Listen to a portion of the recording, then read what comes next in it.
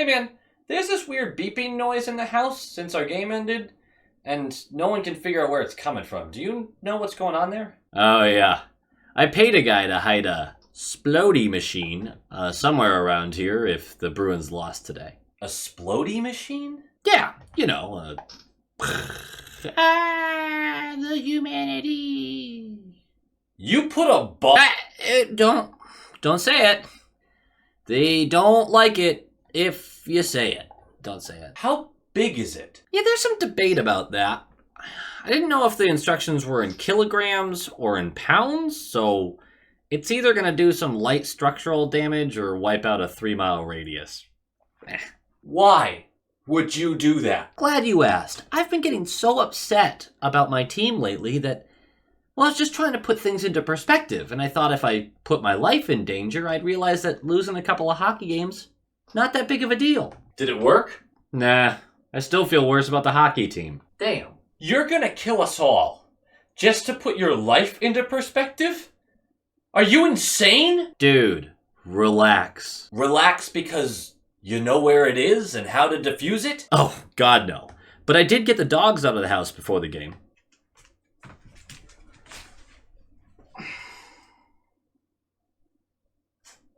Man, I just can't get anything right these days.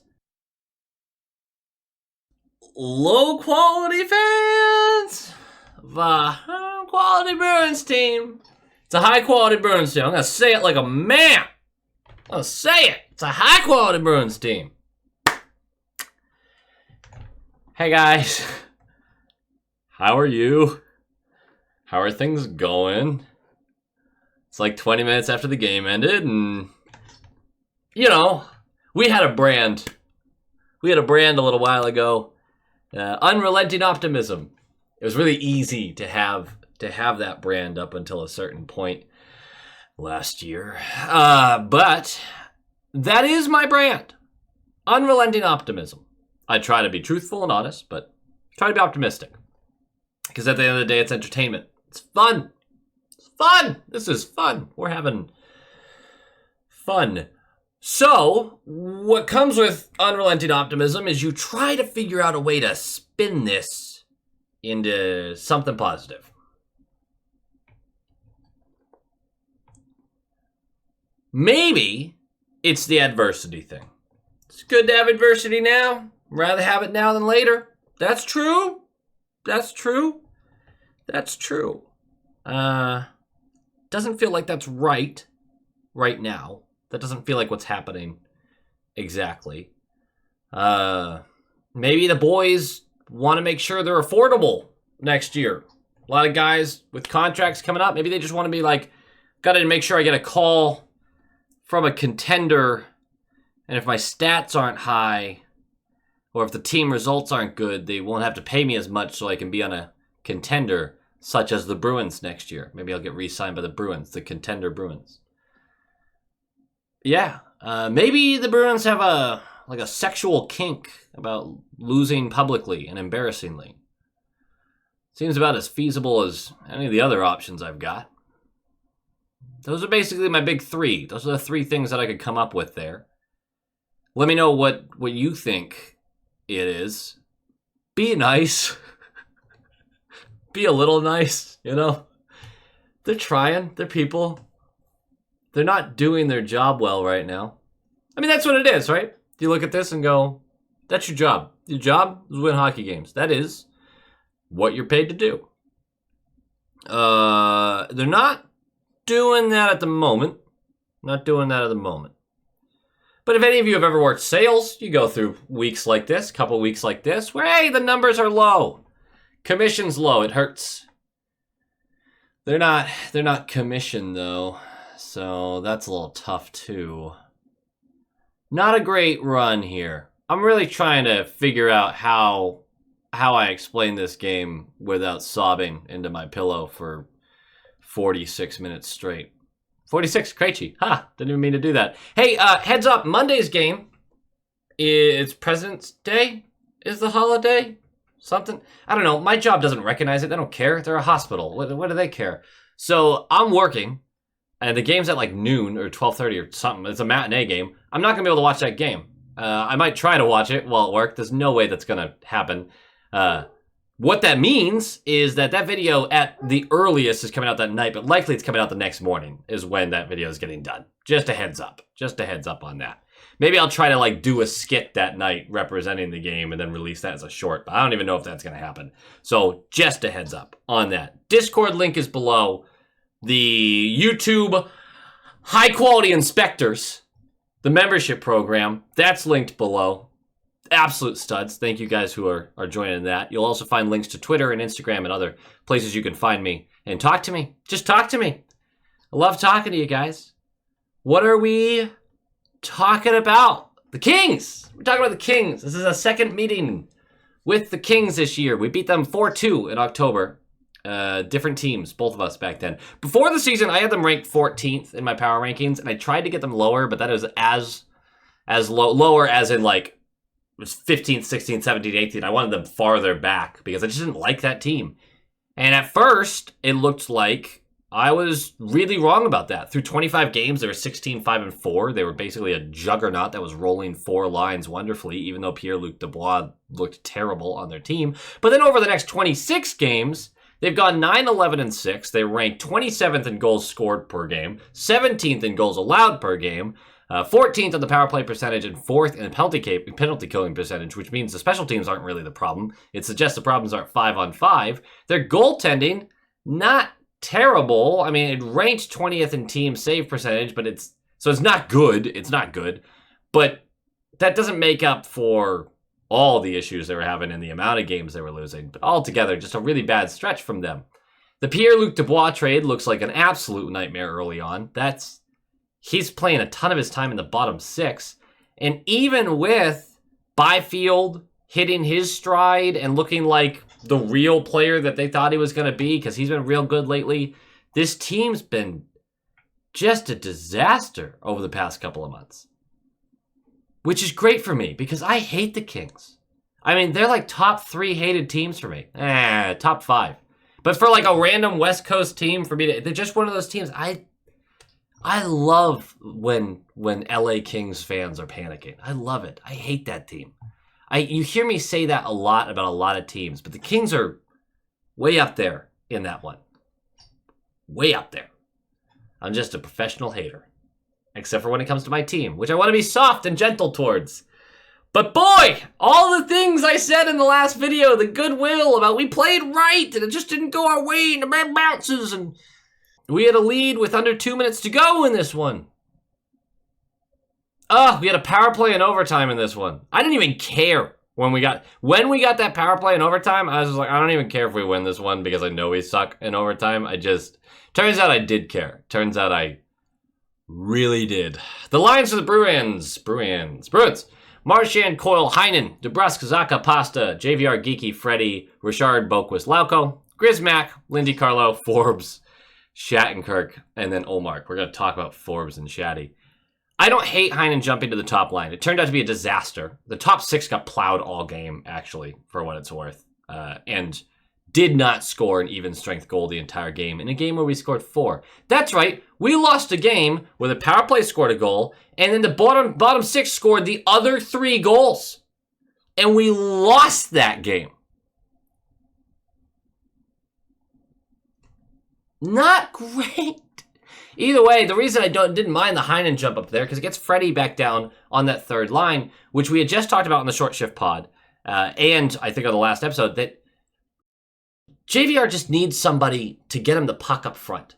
He needs a guy who's battling harder than he is and winning more board battles to allow him to go to the net front where he gets to battle, right? And Freddie can be that guy for him. It did work out that way. It did, so that, And look, I'll backtrack for those of you who remember who was like, I want Freddie in the top 6. I'm like, it's time. The guy's playing great. I think I was wrong about that. I think I need to take a step back and go, you know what? Sometimes you get excited about a guy and you don't realize how you're affecting the other lines by taking him away from there. And if you're underperforming on one line, but that guy's driving the absolute bus out of a third line that's been dominant, you got to keep him there. You got to keep him there. I don't mind the attempt and the switching him up during the game, mid-game, just for a change of the look, but I think I was wrong about that. And he does need to stay down there to, honestly, help those guys that can't drive the line themselves. I gotta be honest, talking through this game sounds like such a chore right now, just because I know the end result. This is a tough pill to swallow, this one. Especially because puck drops. That's not fair. Some of you like that one. Puck drops! Puck drops and the Bruins start slow again. Through the first 8 minutes, we're getting outshot by 1 billion. We're getting smoked in every corner battle. We're losing faceoffs. It's a mess. And we can't get over our own blue line. Every time we do, it goes right back the other way. But 8:03 in, it's a faceoff win. And the Bruins get set up, and Shattenkirk racks the puck around the boards. Now, Shattenkirk, through this portion of the game, has been terrible. Just awful. Every decision he's made has made no sense. He's had more turnovers than he has had clean passes. And then I saw people crediting him for this play where he had the puck at the right point and literally just sent it around the boards. You could make that play. I just want you to know that, all right? I don't want to give Shattenkirk any compliments this game whatsoever is how annoyed I am with that third pairing. He wraps the puck around the boards. JVR is there. And he is going all alone. And he is just going to have a clever little pass up to Freddie, who's to the right of the net. And he's going to hammer it on net, and the save is made. And the Kings collapse on Freddie. And Freddie's just fighting him off. He's going through the and no one sees the puck just skitter back to the right where JVR went to go get it. And he gets to roof it over a sprawling Rittich because all the Kings players were too busy getting mauled by one Frederick. It was beautiful. Goal scored. 1-0. So you started like shit, but hey, you're up a goal after 8 minutes. Build on it. And you do, sort of. And this will be a point of contention for some of you, especially with how the game, it was a 1-goal game. With 8:30 on the clock into the game, we get it in deep again. And this time, it's Pasta in the right corner, who is going to play Dipsy Doodle until he can get to the top of the right circle, and he's going to spin, and he's going to fire, and it's going to beat Riddick far side. It's 2-0. But DeBrusk was in the blue paint. Now, here's the points I'll concede. Anderson moved him into the blue paint, and the contact was minimal. They review it for goaltender interference. The goal gets waived. Here's why it's the correct call. And I'm not going to argue about the inconsistencies. I'm not going to argue with you about the refs suck at all the other portions, because that's not the point. In a vacuum, with this goal and the letter of the rule, this was a right call. It was just an extremely soft call. Because when DeBrusk, of his own volition, is trying to get out of the blue paint and avoid contact, both of which he does attempt, Rittich tries to make the save moving right, and his right leg kicks out and makes contact with DeBrusk while DeBrusk is in the blue paint. DeBrusk got to that particular spot on his own as he tries to get out of the blue paint and there's contact with the goaltender. That is something that is going to get the goal waived almost 100% of the time if the refs are calling it by the rule, and the refs screw this up all the time. I know. I don't want to have the argument of like, but what about this call? They got that one wrong, right? Like, they're bad. I know they're bad. You can't say that got called a goal, this one didn't, because you'll drive yourself insane. Technically, by the letter of the law, this was goaltender interference. It technically impeded the goalie making a save just a bit. Do I think it actually had any effect on the goal? No. But that's a judgment call at that point, and if you want to argue that, you can do it till you're blue in the face. Like, I'm not gonna argue with you on it. Technically, it was the right call. It just sucks because that call couldn't have been softer. Either way, goaltender interference. We're going back to a 1-0 lead rather than a 2-0 lead. And then, just a few minutes later, about 9 minutes left of the period, Forbort has this much space. Why do I bring that up? Because Forbort opts for a blind around the back pass back the other way when he gets chased down, which turns the puck over. And then the Kings are allowed to set right back up. This will be the first of 4 goals that the Kings would score in regulation while Forbort was on the ice. And yes, great point. Good math. The Kings only scored 4 goals in regulation. You're so good at this. You're getting it. You're picking it up. You're picking up what I'm putting down. Anyway, the Kings keep the pressure on. They get the puck back to the right point. It's a slap shot from that right point, but it bounces around the net perfectly to Roy, who is just waiting on that left side, and from a 0-degree angle just chucks it in on the net. It goes off of Olmark's back as he hasn't recovered to the other side yet. It was really fast. And it goes in the net. Good bounce for them, bad bounce for us. It's 1-1. We'll move on, though. Freddie and England fight right after the scrum. Right after. It was a boring fight as England just held him like here the whole time. I don't think he was very interested in actually fighting, but it counts as a fight. They threw a couple hits, 5 minutes each, and Freddie right now is up to an assist and a fight. You know what we're looking for. 7:37 left. Marchand for interference. We're going to the PK. We kill it. All right, good. We kill it. Something to build off, maybe. 5:22 left. Marchand slashed by Doughty. We're going to the power play. And 7 seconds into the power play, it's a face-off win. McAvoy skates to the right point. He's going to launch this in on the net. Rittich makes a save blocker side, hits JVR right in his massive chin, drops on his skate, and he just flings it into the net past the stretched-out Rittich, and he's got 2 goals in the first period. It's a power play goal. We have a power play goal and a killed penalty through the first period. The special teams. Can they build on it? No, they can't. 49 seconds left. Olmark has to face down a breakaway by Arvidsson and gets beat. He's far out of the net attacking it. Arvidsson goes right around him but misses the net wide on the follow-through. I don't think Olmark got a piece of this. Either way, we'll take it. It's 2-1 after 1, but the shots are 16-8 in favor of the Kings. Kings have been the better team for a huge portion of it. We had pockets where we were the much better team, but it was a pretty kind of a rubber match in the first. Second period will start, and 141 in, Clark for delay a game after he launches the puck over the glass with his glove. We're going to go to the power play. No dice, but it didn't look terrible, but no dice. And then 5:41 in, Doughty puts Pasta into the boards, full numbers. I understand why people would be upset about this kind of call, because Pasta's going back and forth, wiggling and wangling, and kind of gets his, like kind of spins at the last second. Either way, it was full numbers into the boards. We're going to the power play. No dice. This one looked a little shakier, unfortunately. And then with 6:57 left of the period, the fourth line simplifies, and they get something going. It's pucks in deep. It starts with Richard, who gets it in deep after he takes the zone. And Lauko gets there, and he has to ferociously fight off 2 different Kings defenders. He gets pinned in, and this looked nasty. This looked like a fight. He manages to squeak the puck out to Boquist, who is there in support, who goes through the legs, no look to Richard, who got left all alone directly in front of Rittich. Rittich gets a piece of it with his stick, but it bounces over to Richard, who gets to roof it, top blocker, and it's 3-1. That's your 2-goal lead. And the fourth line extended that lead. The third line got the first one. The power play got the second one. The fourth line got the third one. This is a game you need to win. You don't get 2 goals from your bottom 6 often enough. This is a game you need to win. With 3:22 left, the Bruins turn the puck over in the neutral zone. I have no idea why JVR doesn't expect this pass his way. I don't know if he's going for a change here or what, but Grizz from our zone just goes right by him. Little confusing. It's fine. Kings go right back into our zone. The Kings go low to high. They skate down the right side. They turn around, fling it up to the top of the slot where Gavrikov just unloads a slap shot. And as Byfield's coming across for the moving screen, it actually times out that Shattenkirk's the real screen right behind him, goes off Shattenkirk's back and beats Olmark glove side. Hard to blame Olmark on a bounce like that. It's another good bounce for the Kings. Good for them. It's 3-2. We'll move to the third with that now 1-goal lead. And 5:56 in, Laferriere gets the bounce. It's a transition for the Kings.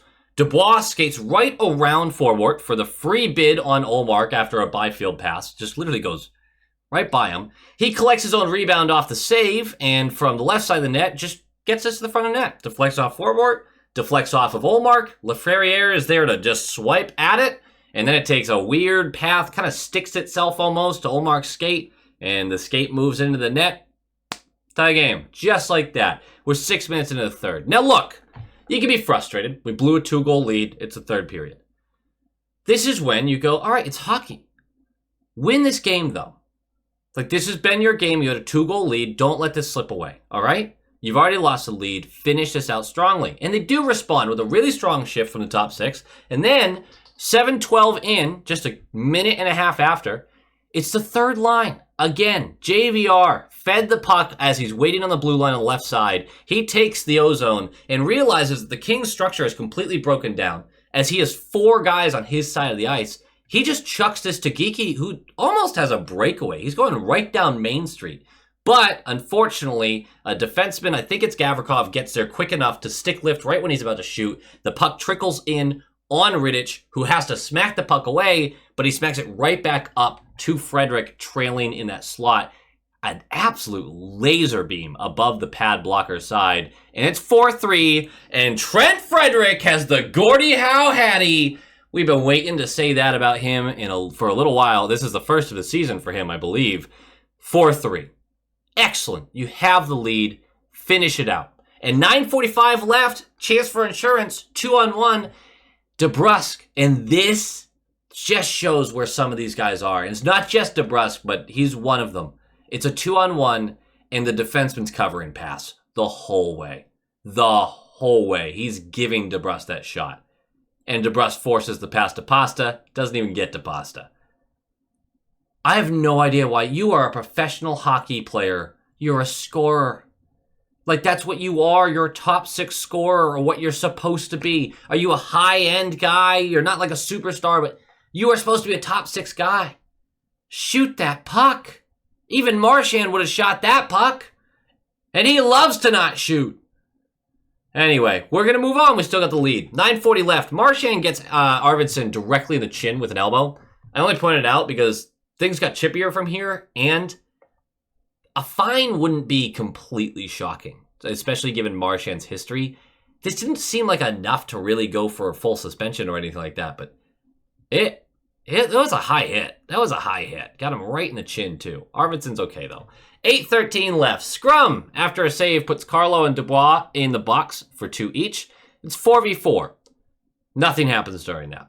And with 3:36 left of the period of the game, Zacha and Anderson go into the boards hard. Zacha gets called for holding. We're going to the penalty kill. Anderson goes down the tunnel. As the penalty is expiring, Forbort gets a chance. He chases a puck down in the left corner, gets a chance for a clear. He fails it. What's worse is Carlo is also on that side of the ice, covering his man, but not realizing that no one cycled to the front of the net. Neither of the forward penalty killers realized that either. So is this all on Forbort? Absolutely not. But he did fail a clearance, again, that led directly to a goal, which is so fun. Either way, the puck is stopped at the left point. They send it directly in on Kopitar. All he has to do is tip this glove side. Glove side? One of the sides. It was blocker side. It was glove side? It was blocker side. And it is 4-4, tie game. 17 power play goals given up in 17 games. Not great. Not great statistically right there. And we're going to overtime. You'd be forgiven for not having any faith in overtime. You'd be forgiven for that because we are bad at it. And I don't care that we're bad at it. I care that we're good at 5-on-5 hockey where we have a great goal differential. That's where I care about it. But either way, midway through, Pasta is deking through Clark for a chance on the net, and he gets hooked. So we get a power play, and we don't score on the 4-on-3 power play. And as the power play is expiring, Pasta decides for a heavily contested cross-slot pass that is easily intercepted and immediately cleared to Clark, who has all the time and space in the world, speeds past Olmark and dunks it. At your final 5-4. I understand being frustrated with Pasta on this one. Totally get it. He deserves his licks for that. He does that kind of thing all the time. I totally get that. When I look at this game, and this can be part of the game notes. It is part of the game notes. Shattenkirk was on the ice for 2 goals against in regulation and was abysmal during most of this. Forbort was on the ice for 4 of them because he's on the penalty kill. How do I talk about this without saying the same thing I've said over and over again? We always talk about the cap space issue. We have no cap. You save like $1.1 million by sending him to Providence. You save $3 million if some team is stupid enough to claim him off waivers. He's a net negative player. And I don't care that there's analytics out there that are like, hey, defensively, he's great. He's not great defensively. I've watched the guy way too long to believe that. And I love analytics. I love the numbers. And there are some, Dom Lucian of The Athletic has him like a +8 defensively on his player card, which is really good. He blocks a bunch of shots sometimes. He's so unbelievably bad in every zone. I can't possibly believe that he is a net positive player. And you could clear $1.1 million just by sending him to Providence to call up a different defenseman. Right? Or just slot Wotherspoon there and have that 1.1 to work with at the trade deadline. I don't know. You just don't need this guy up here. And Shattenkirk shouldn't get a pass either. He's been terrible. There's no way a Lohrei-Wotherspoon pairing is worse than this. If you call them up and they're just as bad, fine. I can live with that. I can 100% live with that and go, oh shit, I guess we'll just interchange these guys. There's no way on God's green earth that they are worse. There's just no way. I refuse to believe it. The third pair isn't the only problem the team's having. But tonight, that pair lost us this hockey game through multiple turnovers that led directly to goals. I just don't get it. I would send him down to Providence, or at least send him through waivers immediately and just see if a team claimed him. But they love him. I don't know why. I don't get it. As for the other stuff, the penalty kill is still abysmal. I don't know exactly what the fix is there right now. It feels like they tinkered with it a little bit, and they're having guys chase more often rather than contain, and it's not working. I think I need to do more work and watch a lot more tape to really figure out how to fix that. Because some of it feels like legitimate bad luck, but it's been going on for months that this power play has been terrible. So I'm not going to sit here and say it's just bad luck.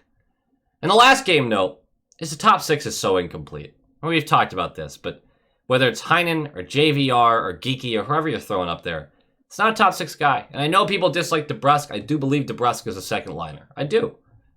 So I really want just one more guy in the top six. One more that truly belongs there. And we don't have them on the team.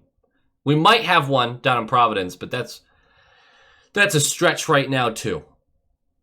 It's just so incomplete. If we had more cap space, God, this trade deadline would be so exciting. I'm interested to see how it goes, but the top six got caved for most of this game. Just truly outplayed. Not good. And not good enough.